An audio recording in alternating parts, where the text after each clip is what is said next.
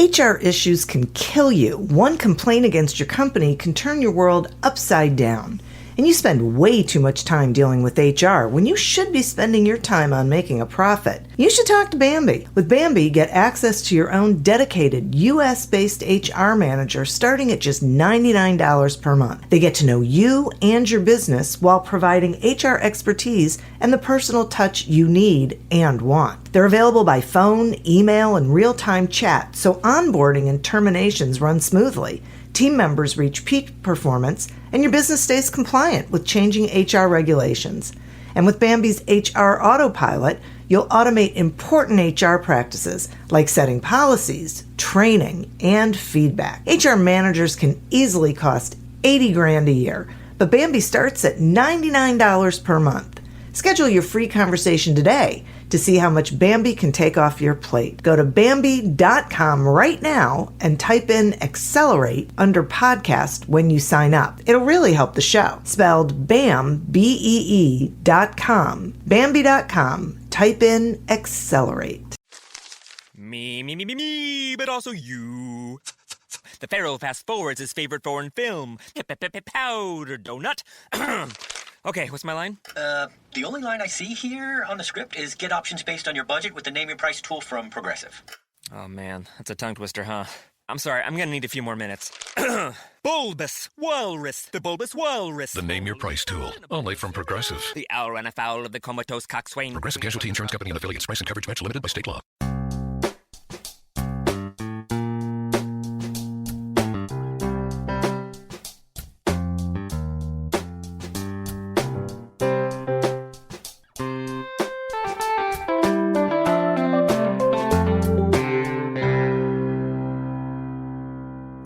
Welcome to Accelerate Your Business Growth with your host, Diane Helbig. Diane is a leading small business development and leadership coach, author, and speaker who is passionate about sharing valuable ideas, tips, and techniques with business professionals worldwide. Diane brings you the world's experts and gurus in all things business, whether it's sales, structure, social media, planning, or plateauing.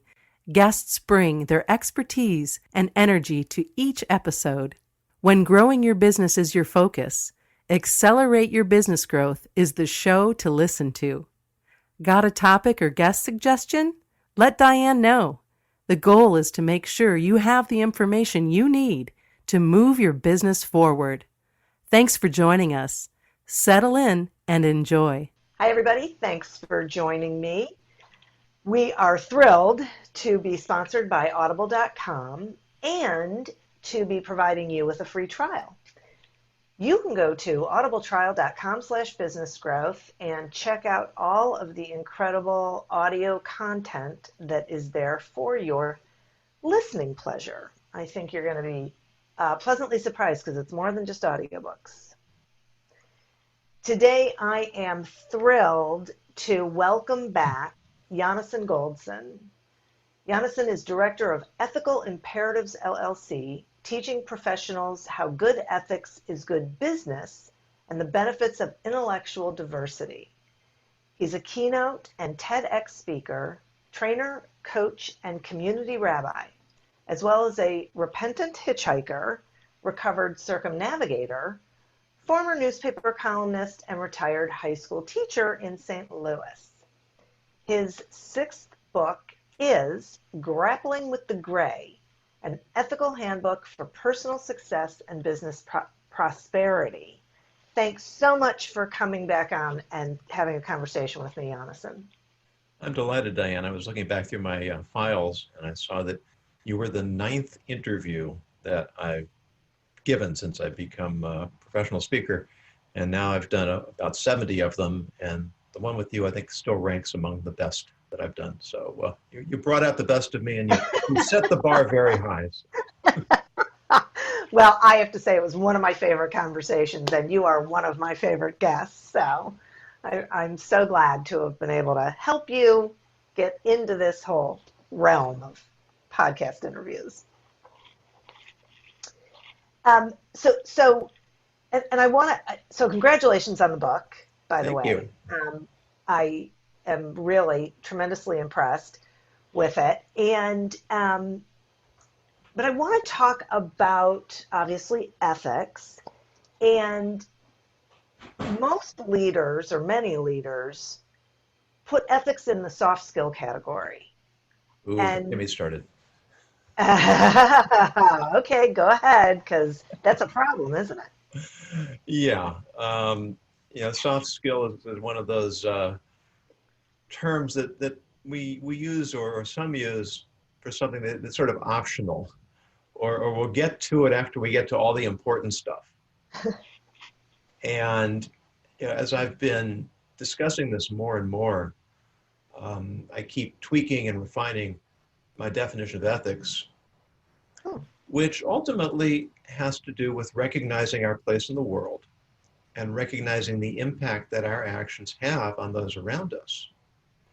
Because that's what forms relationships. And success in every aspect of our lives is all about relationships: family, business, community, nationally, locally.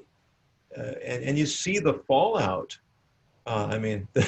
Another election cycle when, every 4 years we think it can't get worse than this, and then it does. Yes. If we would cultivate this sensitivity for ethical speech, ethical behavior, what I call the ethical mindset, that would really transform our conversations, our relationships, and really everything that shapes the quality of our lives. Boy, I so agree with you. I think ethics, and maybe more so now because of everything that we are witnessing in the world, but it's so incredibly central, in my opinion, to how we show up in the world, that it really needs to be relegated to a more important place in business and politics and child rearing. Yeah, certainly. As a rabbi, I come at everything from a theological or biblical point of view as well. And in Jewish tradition, we understand that the Second Temple in Jerusalem, which was destroyed by the Romans in the year 70, that the underlying cause of the breakdown in Jewish society that led to the temple's destruction was that Jews did not go beyond the letter of the law. And that's a pretty astonishing comment. They were keeping the law. They were following the rules. They were in compliance. Yeah. But they used the law as an excuse to circumvent the spirit of the law. And the spirit of the law is ultimately what keeps a society healthy. Oh my goodness. That is fascinating. So they did, oh wow. So we really need to be living within the spirit of the law. Exactly. I often say that compliance can be the enemy of ethics, because if I'm in compliance, then I can now exempt myself from further thought, from further consideration, from further reflection on whether what I'm doing and how I'm acting and how I'm speaking is proper or improper. And therefore we lose the moral sensitivity that leads to trusting relationships and trusting cultures and communities that can thrive and prosper. Yeah, right. And you draw a distinction between ethical behavior and an ethical mindset. And I was wondering if you would expand on that. Oh, absolutely. The truth is that we're human beings. We're going to make mistakes. And there are so many gray areas. That's why I chose the title for my new book, Grappling with the Gray. It's gray areas and it's gray matter. Because our brains are frequently faced with choices not between right and wrong, which can sometimes be easy, but even then can be difficult, but choices between right and right or wrong and wrong. Shades of gray. And there's no app for being ethical. you can't carry around a book that you just turn to, you flip through the pages, you find the answer to your question. Life's messy, and decisions are difficult, and there are going to be consequences that are unpleasant, sometimes no matter what choice we make. And so sometimes we're going to get it right, sometimes we're going to get it wrong. But what is guiding our decision-making process? That's what I call the ethical mindset. It's that willingness to look at both sides of the issue first, to be willing to see the big picture, not just how does it affect me in the short run, but how does it affect others? How does it affect the big picture? What are going to be the long-term consequences? What's going to ultimately be best for all of us together? And since some people are going to win in the short term, some people are going to lose, we've got to make those tough decisions. We've got to do it in a way that demonstrates integrity, that has transparency, which is such a cliche, but it's still, we're not doing it right. So that people can recognize that even if I don't like the outcome, even if I don't agree with the outcome, I can have a certain amount of confidence in the process that brought about an outcome, and I can live with that outcome. Wow. Thank you so much for that. I totally get it. I think that's really critically important. And so what would you say are the practical benefits of ethical leadership? Well, there's so many different levels. There's a Harvard Business Review article that has 10 years of research on why the companies that are ranked highest in ethics or ranked highest for trust in their company culture beat the average dramatically on every rubric. I mean, we're not just talking about the return on beating the S&P or the Russell Index. We're talking about the employees, their appreciation of the mission and the purpose of the company, their interaction with their peers, their sense of well-being, the lack of burnout, the likelihood that they're going to recommend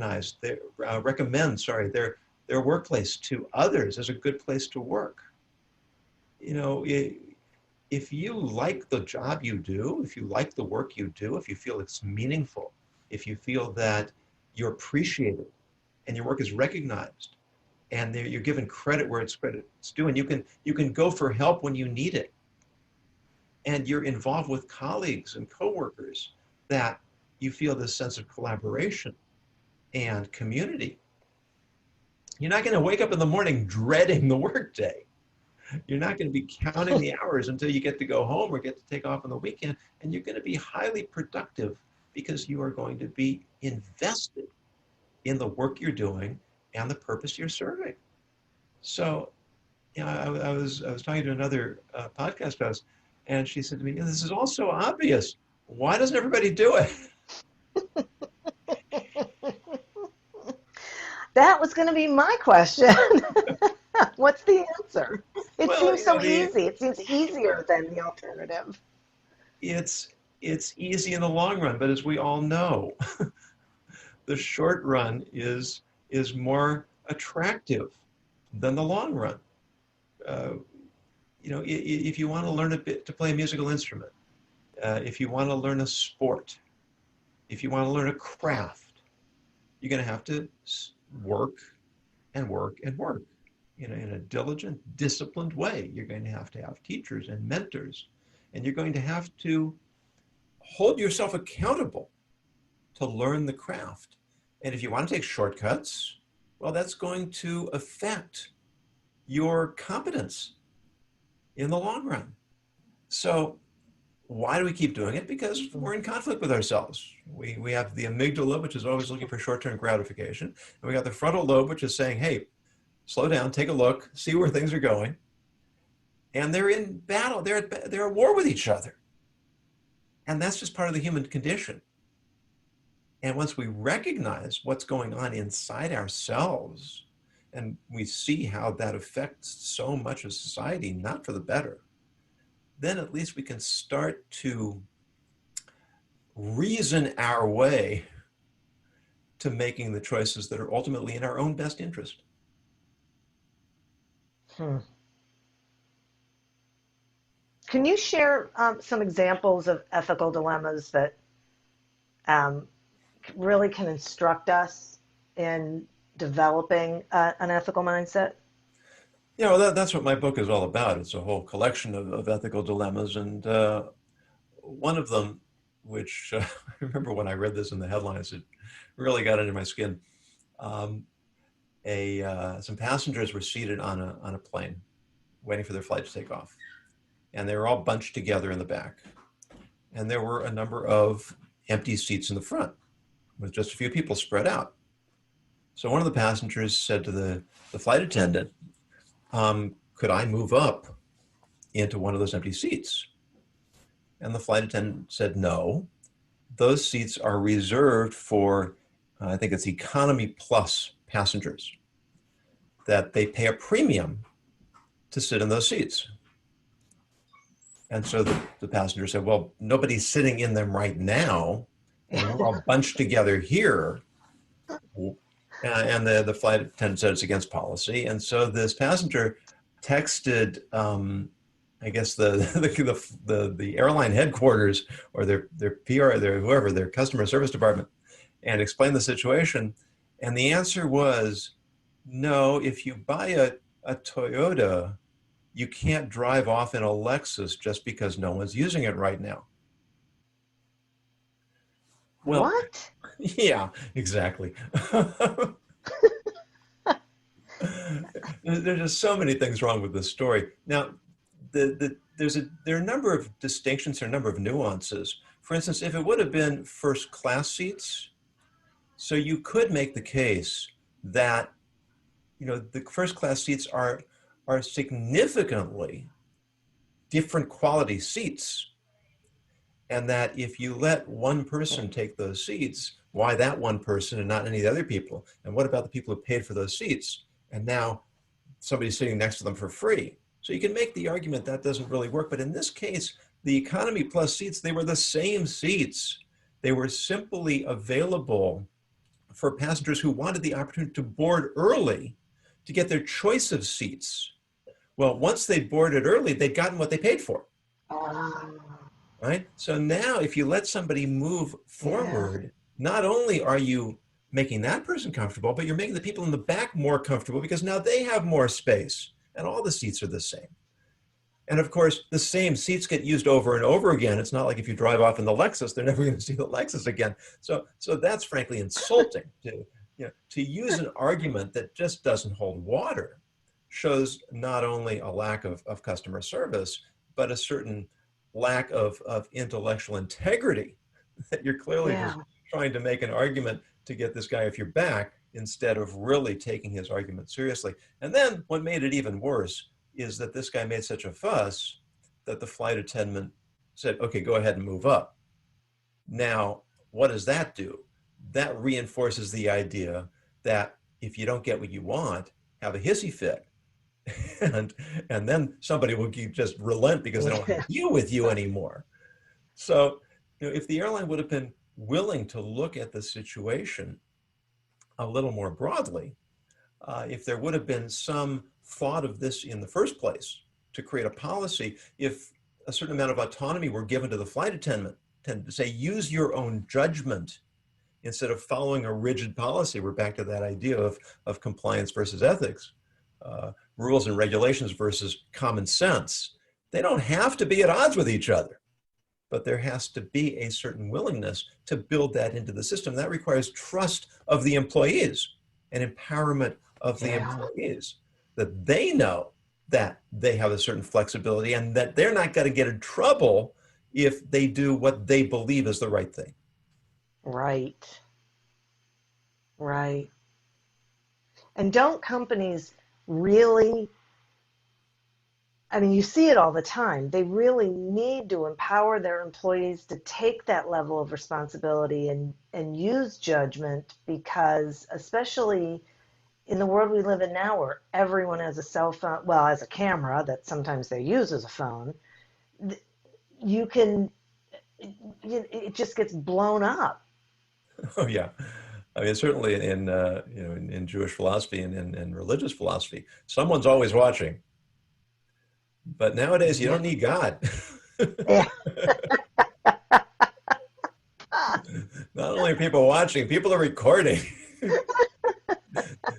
And do you Yeah, want to good go point. viral on YouTube Oh, seriously. for acting And, like and they're you know what? sharing.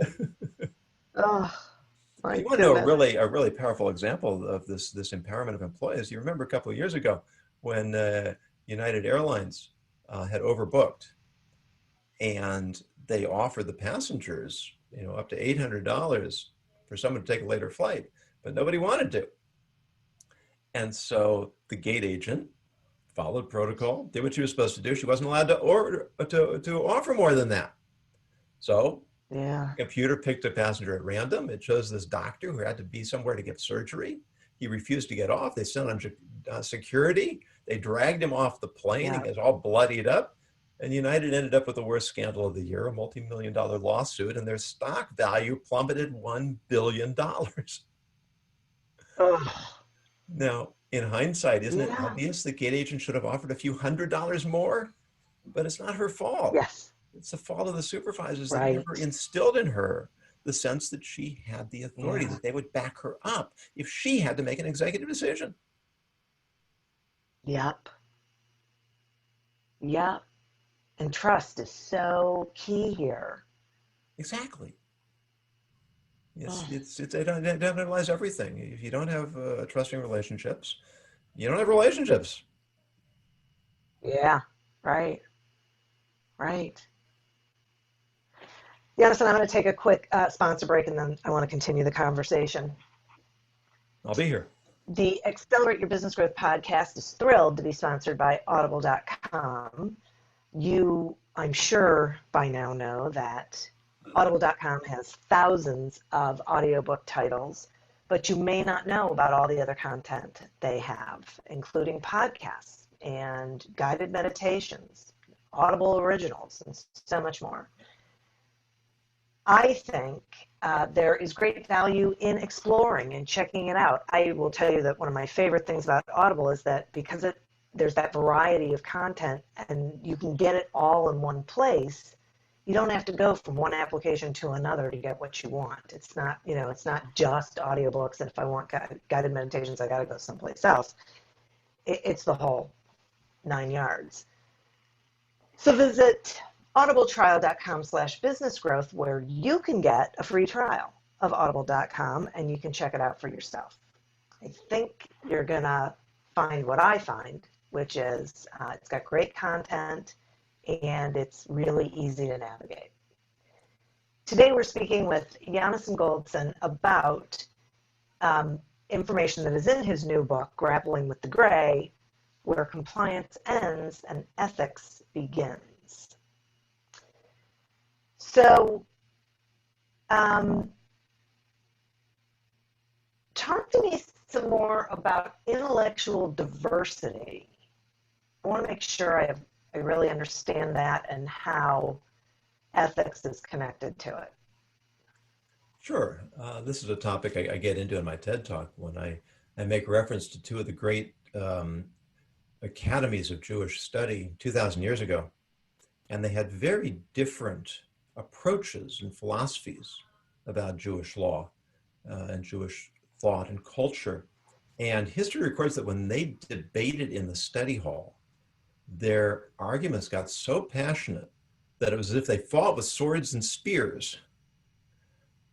But when they left the study hall, they were friends. It was never personal. It was never ideological. They were both searching for truth, and therefore they listened to the other side. They wanted to understand the opposing view because, first of all, if I don't understand what you're saying, how can I be sure you're wrong? And if I don't understand why you disagree with me, how can I be sure I'm right? And maybe there's common ground where we can work together, or maybe sometimes once in a while, I'm actually wrong.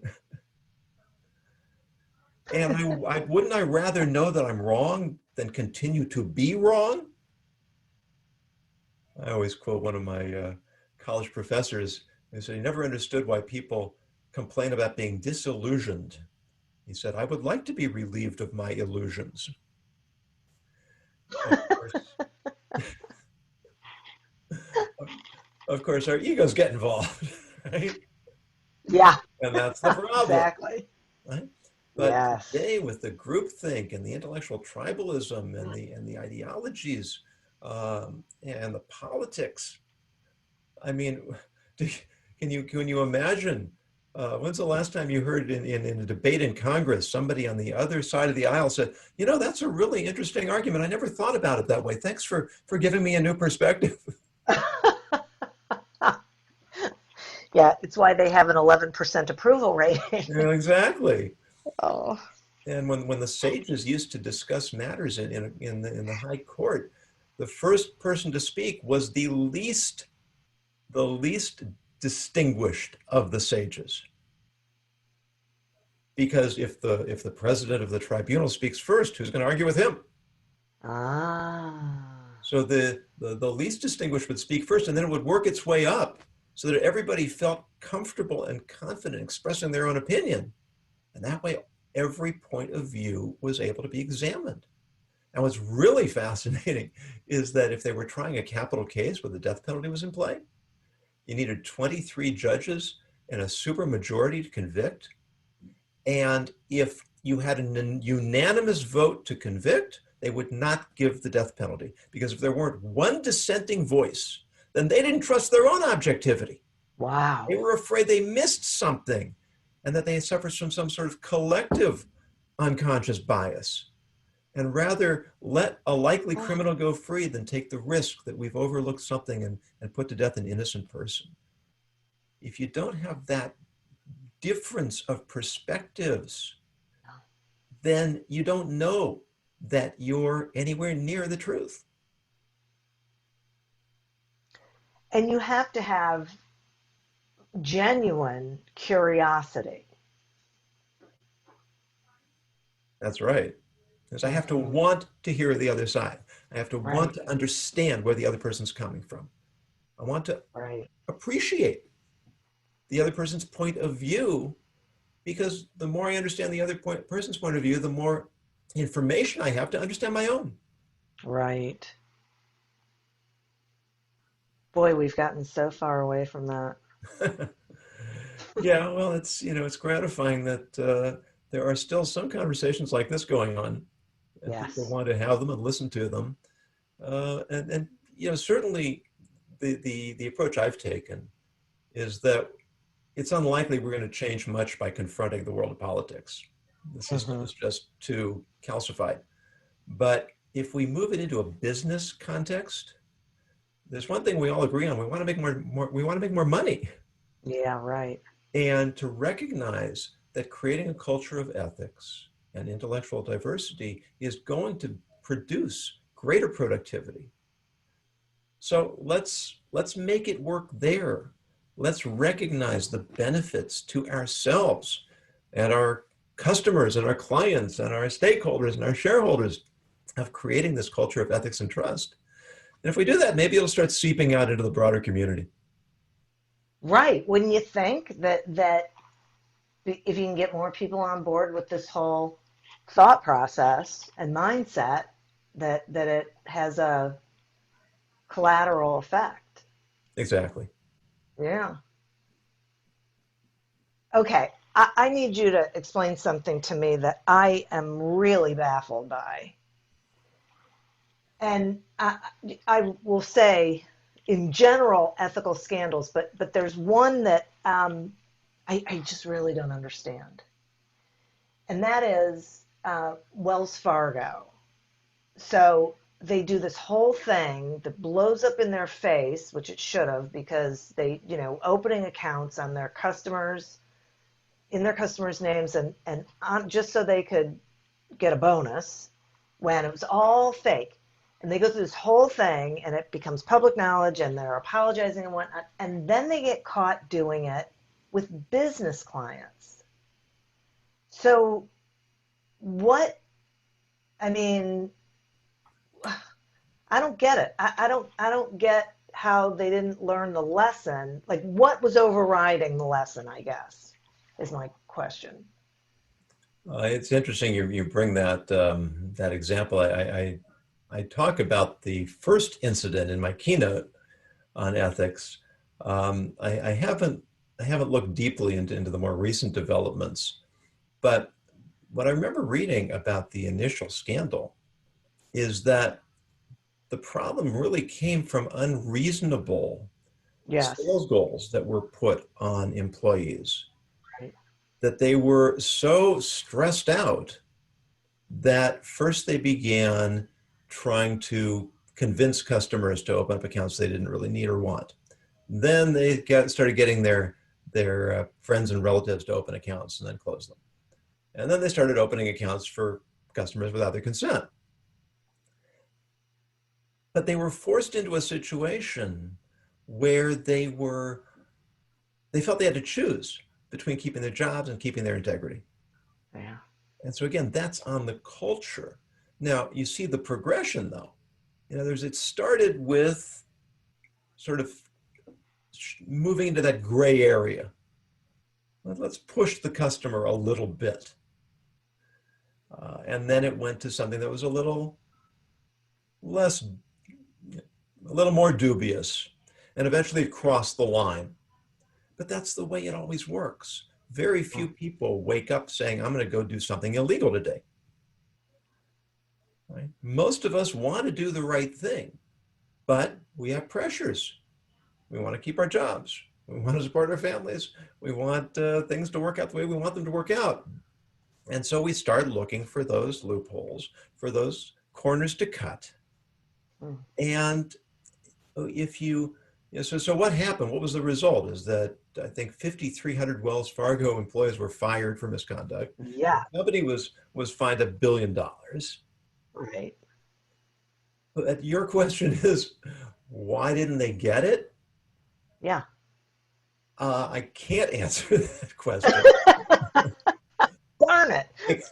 except to hypothesize that they didn't address the core problems in the culture.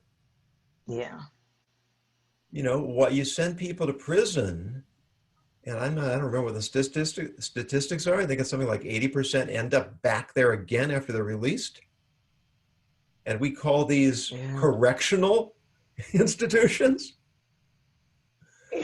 I mean, criminals need to be dealt with. You can't leave them on the streets. But shouldn't you have a system that makes a stronger effort to enable them to become truly rehabilitated?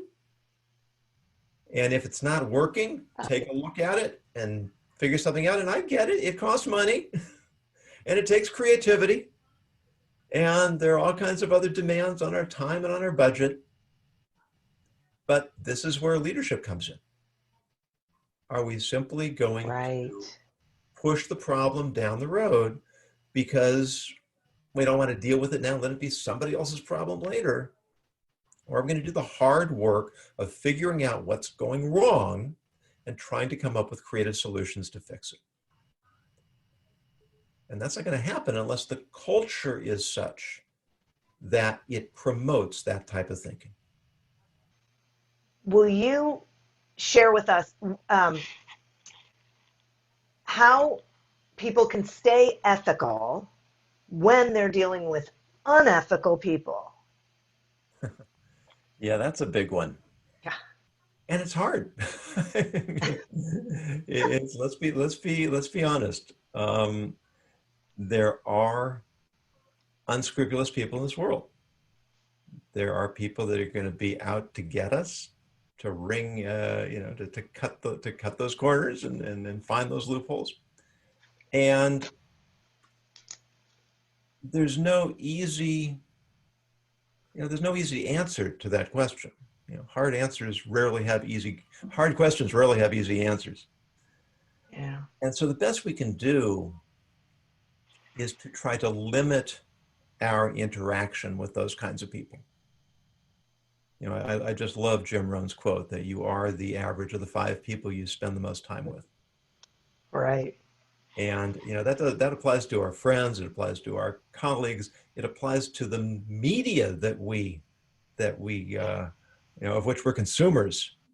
You know, if you're watching these programs where people are yelling at each other, or they're going into tirades, um, uh, only presenting one side of an issue, that has an effect.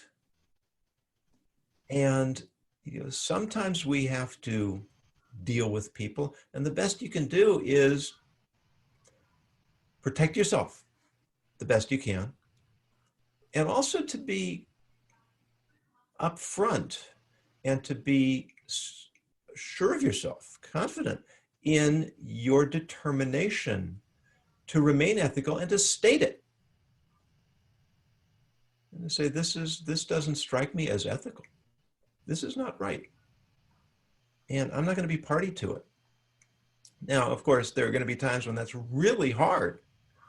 You know, what happens when your boss asks you to do something that's not strictly speaking illegal or against or out of compliance, but it's clearly not ethical? Then we've got to decide where and where do we stand? What are we all about? Right. And the truth is, you know, I've been thinking about this because, you know, I certainly don't want to set myself up as a paragon of virtue. In fact, it's somewhat troubling. I just read this in Jonathan Haidt's book. He said that he did some research, or some research was done into which books in the philosophy department were most frequently stolen or not returned. Want to guess? Books on ethics. You know, you got to laugh, but it's really sad. Wow. It means you can study this stuff and get a PhD and be a world authority, and it's not going to have one whit of impact on your behavior. You know, we have a saying that the longest distance in the universe is from the head to the heart. And you can know something intellectually, it can have absolutely no impact on your behavior. So it really comes down to our convictions. What do we believe? And we're not going to, you know, I said before, we're not going to get it right all the time. I was just thinking, last time I was traveling, you know, whenever I go traveling, my mother turned 92 this month, and good health. She always says, when you stay in a hotel, will you bring me back the little soaps? I don't know why she likes these things, but she likes these things. Okay, so let's process this. The soaps are there for the customer. I'm the customer. If I want to take a shower or I want to wash my face, the soap is there for my convenience. But if I don't want to use the soap, am I still entitled to take it? I don't know. I think so, because I think it's all wrapped up in the price of the room. You know, that could be. And that's what I tell myself. But I wouldn't take the robe or the towels. Well, no, that's certainly not. Certainly not. But Right. I'm telling myself this because I'm planning on doing it anyway.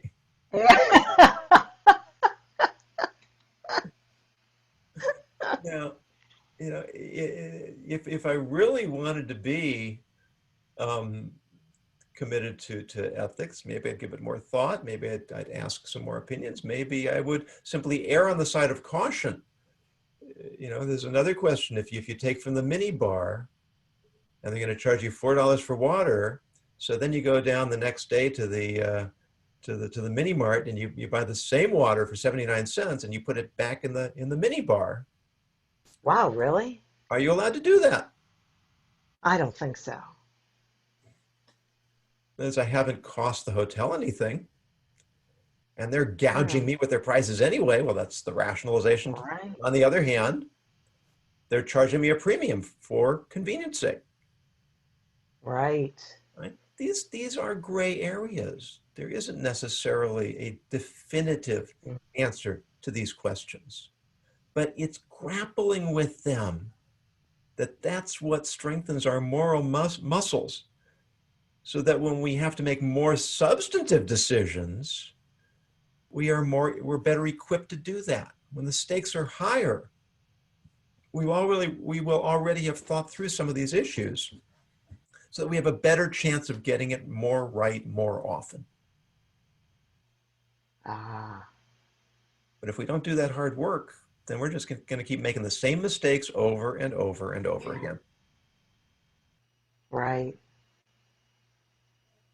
Oh my goodness. Once again, I have thoroughly enjoyed this conversation. It makes me think about so many things that, like my brain is just buzzing. So, Yonason, thank you so much. Will you tell the listeners how they can find your book, how they can find you, all that good stuff, please? Yeah, well, the easiest way is my website, which is my name, YonasonGoldson.com, YONASON, I'm very active on LinkedIn, a little less so on the other social media. The book is not out yet, but it's due out in October, so not sure when we're airing this. Maybe it will be out by then, but there's certainly you can find information about it on my website. And I'm always eager to take the conversation further. Anyone who wants to be in touch with me, I invite you to be in contact. Awesome. It's really great. It's so thought-provoking. So thank you again. Listeners, thank you. I can only imagine what's going on in your brains because I know what's going on in mine. And I would like to, of course, thank our sponsor, audible.com.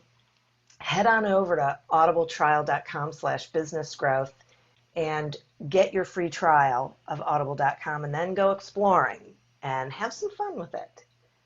As always, continue to prosper and be curious. And until we meet again on another episode of Accelerate Your Business Growth, goodbye and good day.